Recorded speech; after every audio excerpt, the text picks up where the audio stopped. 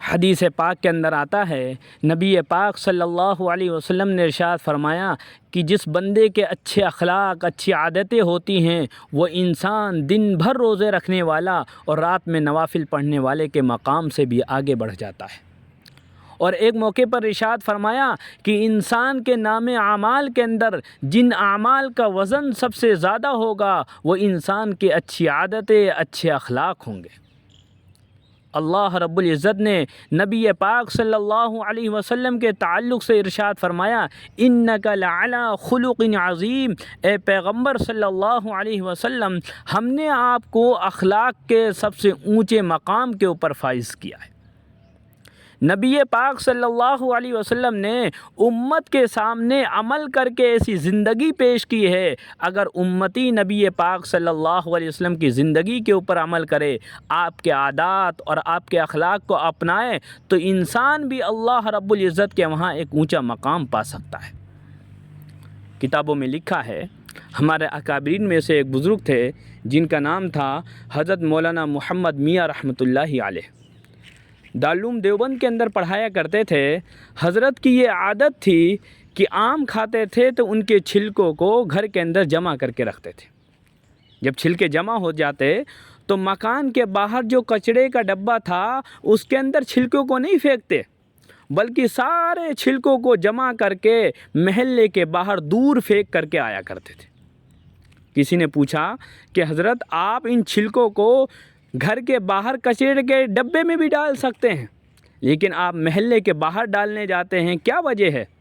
فرمانے لگے کہ میرا گھر جس محلے کے اندر ہے، ہمارے محلے میں نادار اور غریب قسم کے لوگ رہتے ہیں، آم نہیں خرید سکتے۔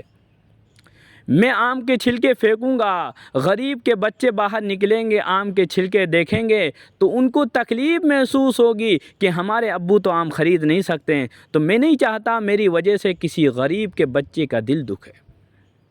یہ ہمارے اکابرین ہیں۔ کتابوں میں لکھا ہے، ایک اور عالم دین ہیں حضرت مولانا عطا اللہ شاہ بخاری رحمۃ اللہ علیہ۔ حضرت کی یہ عادت تھی کہ جب آپ کہیں جایا کرتے تھے یا سفر کرتے تو جو آپ کا پڑوسی ہوتا تھا اس کا بھی بڑا دھیان رکھتے تھے۔ یہاں تک کہ کسی ہوٹل میں کسی جگہ پر ٹھہرتے تو پاس والے کمرے میں جو ہوتا اس کا بھی بڑا دھیان رکھتے تھے، آس پاس کے لوگوں کا بڑا دھیان رکھتے تھے۔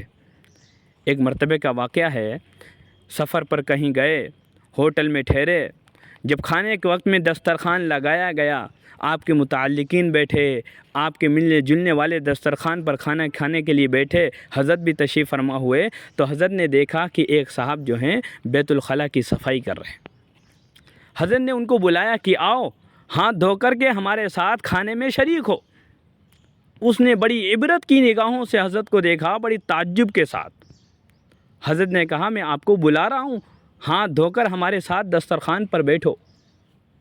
اس نے آ کر کے حضرت سے کہا کہ حضرت شاید آپ مجھ کو نہیں جانتے، میں بھنگی ہوں، یہاں پر ٹوائلٹ جو ہے بیت الخلاء کی صفائی کرتا ہوں، بیت الخلاء صاف کرتا ہوں، میں آپ کے ساتھ بیٹھ نہیں سکتا۔